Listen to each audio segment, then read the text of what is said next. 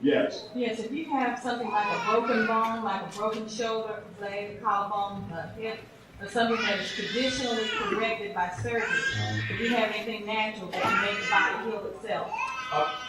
The body always heals itself. I remember I said, when I used to walk, my knee used to crack, it used to hurt me, and I was only 28 years of age.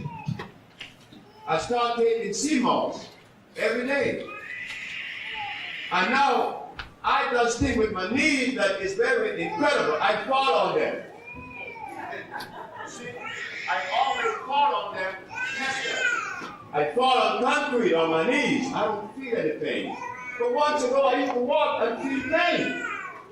So, sure, we have something to correct that situation because we know that it is precipitated by acid eating up the ligaments and the elastic fibers, the connective tissues. So you build them back. The body grows back. Miss Zadie effect, she had myasthenia gravis. She had the cells of the brain were degenerating. But prior to her coming to me, they had cut her thymus gland out. When she took the treatment, the thymus gland grew back. This is history. The body, just allow it. It will go back like Lisa told us.